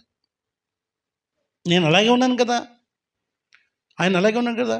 వదుకు తేబడిన గొర్రె వలె ఆయన మౌనంగా ఉండిపోయాడు కదా, అలా ఉండిపోమన్న సాధు స్వభావము. ఇది పైనుండి వచ్చే జ్ఞానము నేను అలా సిద్ధపరుస్తుంది. కయ్యానికి కాలు దూవుతున్నావా అంటే నువ్వు వినండి, కయ్యానికి కాలు దూవుతున్నావా? నీ ఇదే లోకమా? జయిస్తున్నావా? Stop it. అది మనకు దూరం అవునుగాక. 5వ అధ్యాయం మత్తయి సువార్త 5వ వచనంలో ఇంకో మాట ఉంటుంది. మత్తయి సువార్త 5:5లో మిగతా వాళ్ళు ఎవరు బైబిల్ ఓపెన్ చేసినట్లుగా నాకు అనిపించట్లేదు. ఎవరు ధన్యులు? సాత్వికులు ధన్యులు, వారు భూమిని. అరే పూర్తిగా ఉల్టా ఉంది ఈ మాట. మనం మాట్లాడకపోతే నెత్తి మీద కూర్చుంటారా అంటుంది లోకం. దయ్యాల జ్ఞానము, లౌకిక జ్ఞానము, భూలోక సంబంధమైన జ్ఞానం ఏమని చెప్తుంది? మనం మాట్లాడకపోతే నెత్తి మీద కూర్చొని తొక్కుతారు. అమ్మా, మనం మాట్లాడకపోతే ఊకోరు. మాటకు మాట అనకపోతే అబ్బో తొక్కేస్తారు సుమా. ఇది మనకు లోకం నేర్పుతుంది కదమ్మా. కానీ బైబిల్ ప్రభు ఏం చెప్తున్నారు? నువ్వు ధన్యుడివి, మౌనంగా ఉండిపో, నేను అట్టగానే ఉంటుంది, నేను సాత్వికుడిని యేసు ప్రభువే చెప్పినారు. నువ్వు కూడా కూల్ 10 మాట్లాడినారా? విను, మౌనంగా ఉండిపో, ఆగిపో. ఎందుకంటే ఒక గ్రేట్ బ్లెస్సింగ్ ఉంది మనకి. ఏంటంటే బ్లెస్సింగ్? వారు హో, ఎంత మంచి మాట చెప్పబడి దేవుని మహిమపడదాం. భూలోకమును స్వతంత్రించుకునేంత ఆశీర్వాదం సాత్వికులకు ఉంది ప్రియులారా. అందుకే ఈ యేసు, నీవు నేను ఆరాధిస్తున్న ఈ యేసు ప్రభువారు భూమి అంతటికి ఆయన రాజు, భూమి అంతటికి రాజు అయ్యాడాయన. భూలోకం అంటారు, ఇళ్ళ పంచాయతీలు వస్తాయి కదా, ఇళ్ళ పంచాయతీలు ఒక అడుగు, ఒక హాఫ్ అడుగు ఉంటాయి కదా. ఎవరికి చెప్పినా బాగోదులే, మాదే చెప్తా. మా ఊర్లో, మా ఇంటి దగ్గర, మా పక్కింటి వాళ్ళకి మాకు ఒక పంచాయతీ ఉంటుంది. ఇప్పుడు కూడా ఉంది ఆ పంచాయతీ. అది పంచాయతీ కాదు, పంచాయతీ. మా నాన్నగారు ఏం చేసేవాడంటే ఆకులతో దడి కడతా ఉంటారు, కాంపౌండ్ వాళ్ళు అనమాట. అందరూ అట్లనే కట్టుకుంటూ ఉంటారు. ఈయన ఏం చేసేవాడు, కొంచెం అలా వెళ్ళేవాడు అనమాట వాళ్ళ స్థలంలోకి. మళ్ళీ ఒక 6 నెలలకో సంవత్సరానికో మళ్ళీ ఆకులు పాడైపోతాయి, దడి మళ్ళీ కట్టాలి, మళ్ళీ కొంచెం. వాళ్ళేమో హైదరాబాద్లో ఉంటారు. పెద్దన్నయ్య సేవకుడు, నాకంటే కొంచెం చిన్నడు ఎలీషా ఉంటాడు, వాడు సేవకుడే. తమ్ముడు ఒకడు ఉంటాడు భరత్ అని, వాడు సేవకుడు కాదు కానీ మేమంటే ప్రాణం వాడికి. వాళ్ళ తండ్రి చనిపోయాడు, వాళ్ళ అమ్మగారిని తీసుకుని హైదరాబాద్ పోయారు. దేవుని మహాకృపను బట్టి దేవుడు వారిని దీవించాడు. వాడు ఎప్పుడైనా పెద్దోడు వస్తూ ఉంటాడు, అరే ఏంటిది ఇంత వచ్చేసింది. మా నాన్నగారు ఏం చేశాడు, కొంచెం కొంచెం కొంచెం కొంచెం జరగకుండా పోతాడు. వాళ్ళు ఎవరు లేరు కదా, కొంచెం కొంచెం కొంచెం జరగకుండా పోతూ ఉంటాడు. వచ్చి అడుగుతూ ఉంటాడు, మా అమ్మగారిని అడుగుతాడు, అమ్మ ఏందమ్మా ఇట్లా. వాడేమో పాపం సేవకుడు, నేను అప్పటికి సేవకుడిని కాదు. వాడు సేవకుడు వచ్చి మా అమ్మని అడిగితే, నేనేమో ఏలూరులో ఉండేవే. ఇంకా మా అమ్మ మా నాన్నగారికి ఒత్తాసు పలకకపోతే బాగోదు. మా అమ్మ మనసు కూడా అట్లనే ఉండేది. చివరికి వీళ్ళిద్దరు కలిసి ఏం చేశారంటే ఒక మొక్క పాతారు. ఒక మొక్క వచ్చేసింది అనుకో, ఇంక ఇదే పర్మనెంట్ అయిపోద్దని వాళ్ళు లెక్క అనమాట. వాళ్ళిద్దరికీ మొక్క పాతారు, అది ఎదుగుతుంది. ఆడొచ్చాడు పెద్దోడు, నడిపోడు వచ్చాడు కానీ ఏం మాట్లాడలేదు, నాతో ఎప్పుడు అనలేదు ఆ విషయాల గురించి. పెద్దోడు వచ్చి మొక్క వేస్తాడు, నాకు చెప్పాడు, ఒరే ఫోన్ చేసి తమ్ముడు ఏంట్రా మొక్క వేస్తాడు మీ నాయన అంటే, అన్నయ్య నేను ఒక మాట చెప్తాను విను, నువ్వేం మాట్లాడుకో, నువ్వు సేవకుడివి, నేను విశ్వాసిని, నేను సేవకుని అయినప్పుడు చెప్పు, నేను కూడా సేవకుడిని. అన్నయ్య నీకు ఒక్క మాట చెప్తే చూడు, చాలా జాగ్రత్తగా విను. అమ్మా నాన్నలకి అదో రకమైన సైకాలజీ, కొంచెం జరగాలి అని.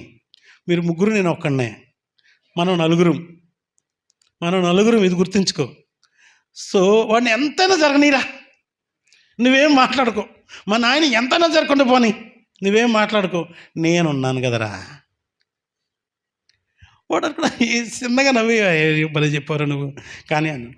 మా నాయన చెప్తాను, ఇంత గ్యాప్ 2 ఫీట్న్నర గ్యాప్ని 5 ఫీట్లకు జరిగాడు.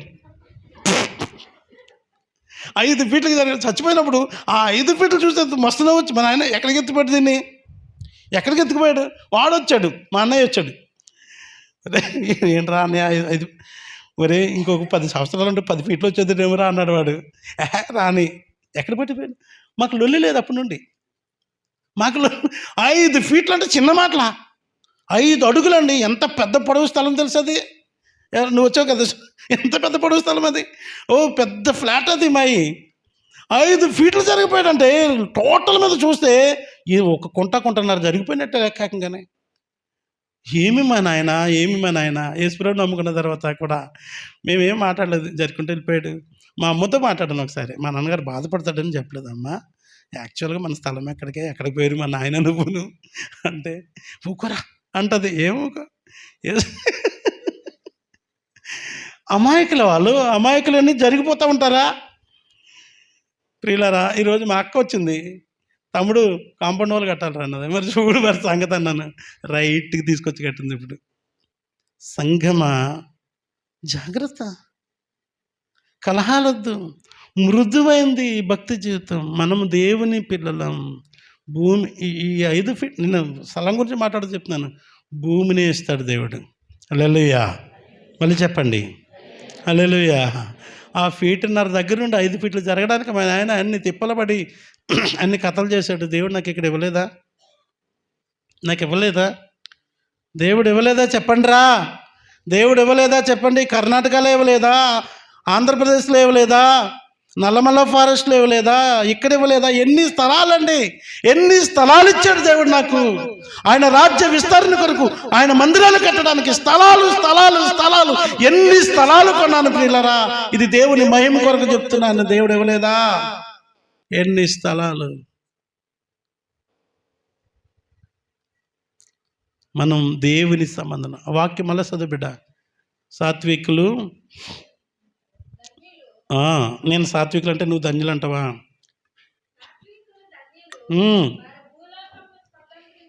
ఎవరు వాళ్ళు? ఎక్కడుంటారు? ఏ ఊరిలో ఉంటారు వాళ్ళు? ఈ సాత్వికులు ఎక్కడున్నారు? ఏ ఊరిలో ఉన్నారు?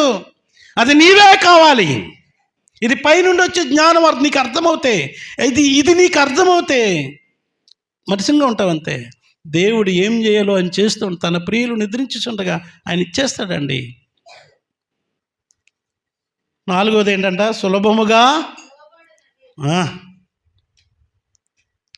లోబడిపోద్దంట. మొండి కొందరు అంటారు. ఎవరు?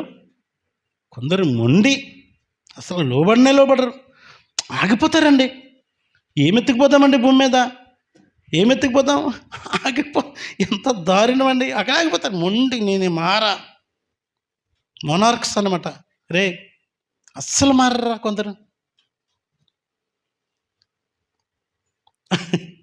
ఏందమ్మా నవ్వుతున్నా?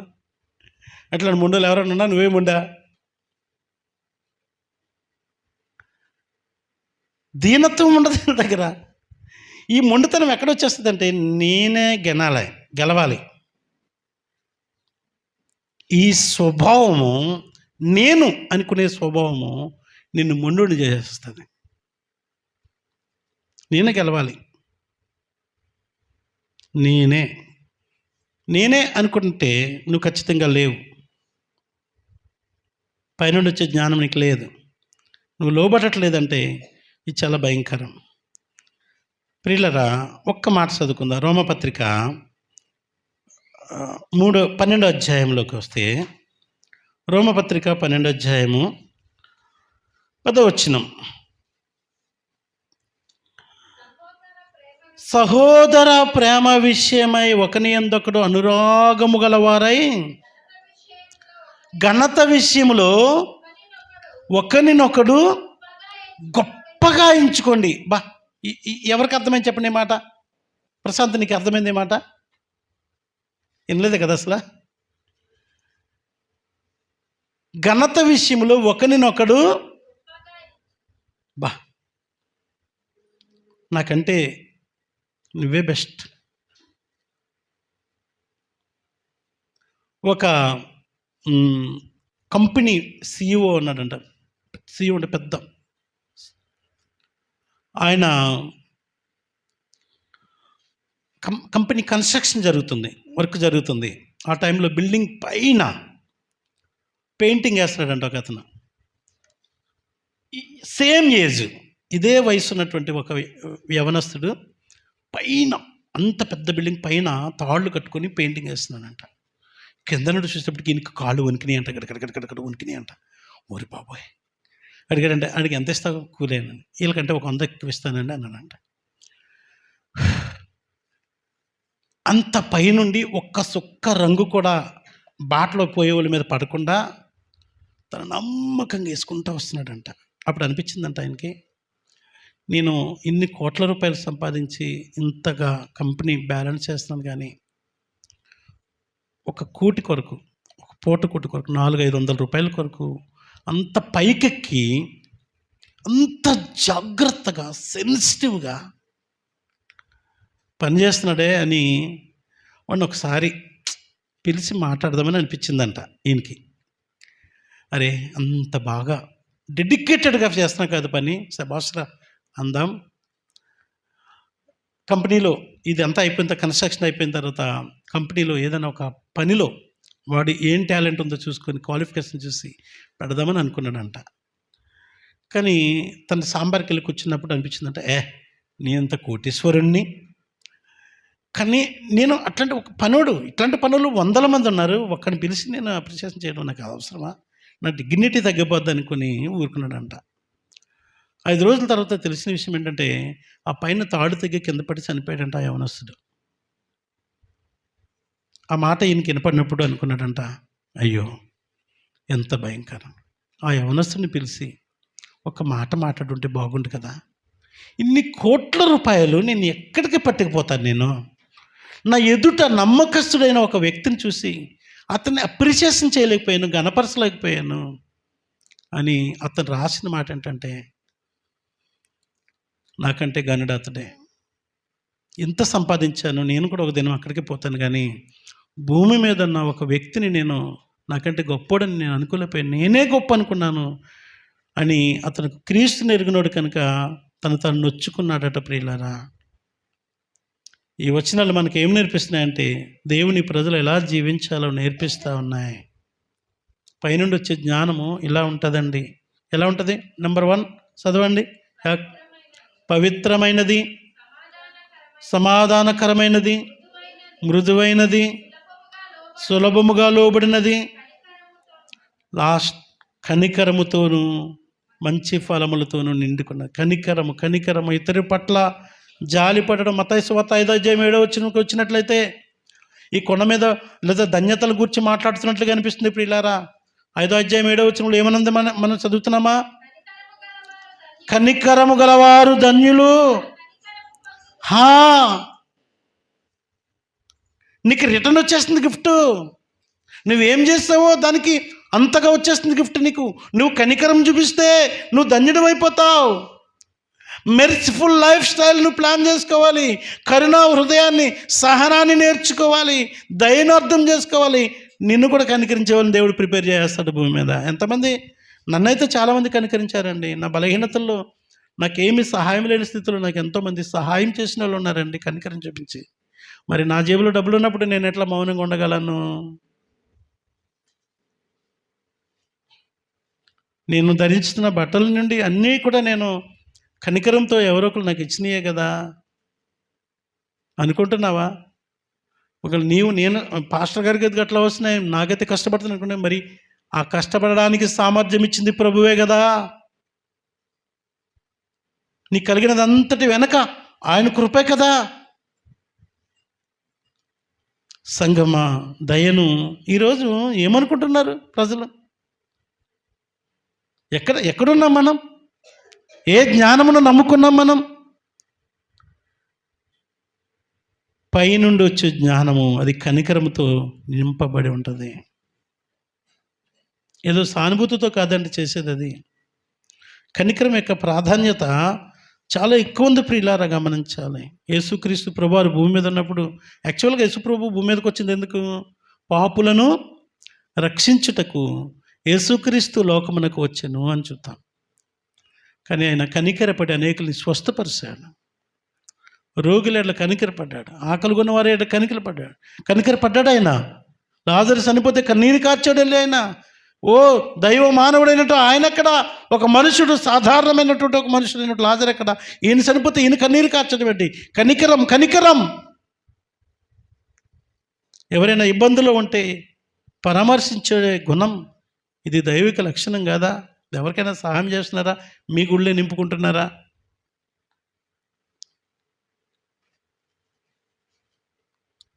కనికరము ఇది దేవుని దయాగుణం ప్రియులారా. 103వ కీర్తనలో ఒక మాట ఉంటుందండి. 8వ వచనం చూసినట్లయితే 103వ కీర్తన 8వ వచనంలో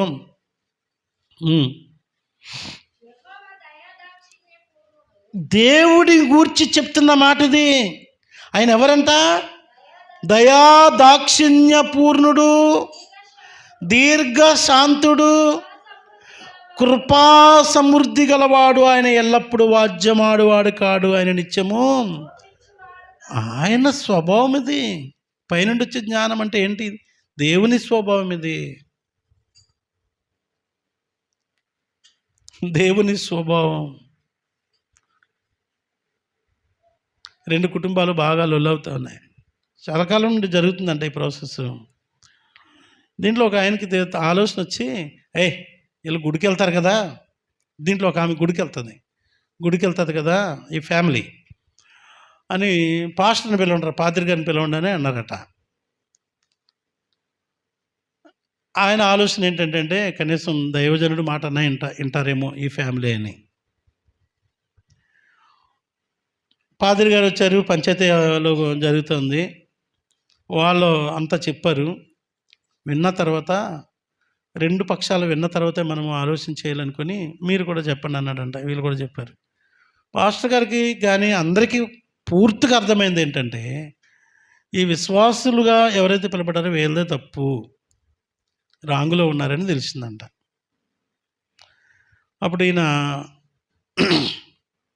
వీళ్ళని నొప్పించలేక సత్యాన్ని చెప్పడము బాగోదు, ఖచ్చితంగా చెప్పాలి కాబట్టి, సరే నేను చెప్తానులే, మీరు గుడికి వచ్చేసేయండి, నేను పెద్ద మనుషులు నేను మాట్లాడతానులే అని దాన్ని అలా ఆపి గుడికి వచ్చేయమన్నాడంట. ఇంటికి రండమ్మా, చర్చి దగ్గరికి రండి మాట్లాడదాం అని అన్నాడు. వాళ్ళు వచ్చారంట. అమ్మా నేను విన్నాను కదా, చాలా జాగ్రత్తగా విన్నాను, అంతా విన్న తర్వాత ఎందుకో తప్పు మీద అనిపిస్తుందమ్మా, తగ్గండి అన్నాడంట. తెలుసా ఏం జరిగిందో? ఆమె తన ఇష్టం వచ్చినట్టుగా మాట్లాడేసి పాస్టర్ గారిని వచ్చే వారం నుండి మందిరం మార్చేసిందంట. అంతే, చర్చికి రావడం మానేసి వేరే చర్చికి వెళ్ళిపోవడం మొదలెట్టింది. బా,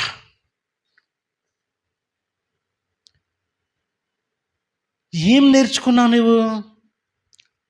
ఏ జ్ఞానాన్ని నేర్చుకున్నావు నువ్వు? ఎవరికి లోబడతావు నువ్వు? సంగమా, ఇక్కడ కనికరముతో నింపబడిన అనుభవాలు లోబడిపోతాయి. దేవుని యొక్క స్వభావము ఇక్కడ చూస్తూ ఉన్నాం. ఏంటంటే దేవుని యొక్క స్వభావము దయా దాక్షిణ్యపూర్ణుడు, కృపా సమృద్ధి కలవాడు. ఆయన ఎల్లప్పుడూ వాద్యమాడవాడు కాడు, నిత్యము కోపించుకునేవాడు కాదు, సత్యమును బట్టి తీర్పు తీర్చేవాడు మన దేవుడు. హల్లెలూయా. మరి ఈ పైనుండి వచ్చే జ్ఞానము, చాలామంది అంటారు, మిమ్మల్ని అన్నారో లేదో తెలియదు, నేను విన్నాను చాలామందిని, మీరు దేవుణ్ణి నమ్ముకున్నారు కదా, ఎందుకు ఇలా మాట్లాడుతున్నారు, ఎందుకు ఇలా నా దగ్గర అన్నారు. ఏంటి వాళ్ళు దేవుడు నమ్ముకున్నారు కదండి అయ్యగారు, ఎందుకు అలా చేస్తున్నారని నన్ను అన్నారు. మీ గురించి, మీలో కొందరి గురించి. మరి వీళ్ళరా వేరే విషయం, వాళ్ళు ఎవరు నమ్ముకున్నారు, మనమైతే దేవుడు నమ్ముకున్నామని వాళ్ళు సాక్ష్యం ఇస్తున్నారు, వాళ్ళు ఎవరు ఆ తర్వాత సంగతి. కానీ వాళ్ళ ఉద్దేశం ఏంటి, మీరు నమ్మిన దేవుడు పరిశుద్ధుడు కనుక మీరు అలాగే ఉండాలని వాళ్ళు ఎక్స్పెక్ట్ చేస్తున్నారు. మన నుండి నీతిని ఎక్స్పెక్ట్ చేస్తున్నారు, పరిశుద్ధతను ఎక్స్పెక్ట్ చేస్తున్నారు. దేవుని నుండి వచ్చిన జ్ఞానము ఏదైతే 6 లక్షణాలు ఉన్నాయో వీటన్నిటినీ లోకము ఎక్స్పెక్ట్ చేస్తుంది. ప్రియులారా, అవి మీలో దొరుకుతున్నాయా? నీ నుండి ఎక్స్పెక్ట్ చేస్తుంది లోకం కూడా. ఊహించుకుంటున్నారు, వీళ్ళు గుడికి వెళ్ళారు, ఇంతసేపు వింటున్నారు, వీళ్ళు ఇలా అయిపోతారేమో, వీళ్ళు డిఫరెంట్, చిన్న యేసు ప్రభులాగా అయిపోతారేమో వీళ్ళందరూ అని వాళ్ళు ఎక్స్పెక్ట్ చేస్తున్నారు. కానీ మీ నుండి అది రాకపోయినప్పుడు వాళ్ళు ఏం చేయాలి అర్థం కాక, మీరు దేవుడు నమ్ముకున్నారు కదా, ఎందుకు ఇలా మాట్లాడుతున్నారు, ఎందుకు ఇలా ప్రవర్తిస్తున్నారు, ఎందుకు ఇలా జీవిస్తున్నారు, రే. చివరిగా ఏంటంట, మంచి మంచి ఫలాలు అంటే ఎక్కడున్నాయి? ఎఫెసీ పత్రికనా, గలతీ 5:22. ప్రేమ, సంతోషము, అందరికి వచ్చే బయట గుడ్. ప్రేమ, సంతోషము,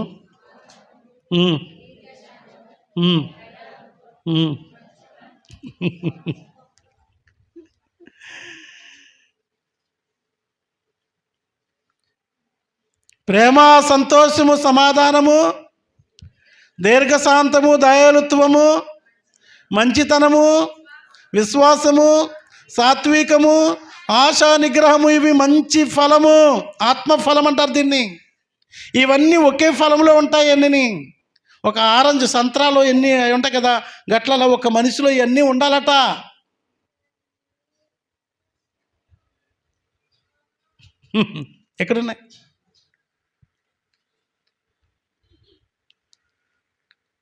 ఎక్కడున్నాయి? ఒక విషయంలో పర్ఫెక్ట్ ఉంటాం, మరొక విషయంలో ముగించుకుందాం. పిల్లలు, యేసు ప్రభువే వీటన్నిటికీ ఒక మంచి మాదిరి. మన ప్రభు మన ముందు నడిచారు. అందుకని యాకోబు పత్రికకు వచ్చి ఈ మాట చదువుకొని ప్రార్థన చేసుకుందాం. ఏమని? యాకోబు పత్రిక 3:17-18 వచనాల్లో, అయితే పైనుండి వచ్చు జ్ఞానము మొట్టమొదట పవిత్రమైనది, తర్వాత సమాధానకరమైనది, తర్వాత మృదువైనది, తర్వాత సులభముగా లోబడుతుంది, తర్వాత కనికరంతోనూ, తర్వాత మంచి ఫలంతో నిండుకున్నది. నీతి ఫలము సమాధానం చేయవారికి సమాధానమందు విత్తబడుతుంది. ఒకవేళ అలా చేయకపోతే నీకు నీతి ఫలం దొరకది. ఇది యాకోబు భక్తుడి యొక్క ముగింపు. ఏ ఫలం కావాలి? మనం రోజు ఫలం క్రీస్తు దగ్గర ఫలము మన కొరకు ఎదురు చూడాలి.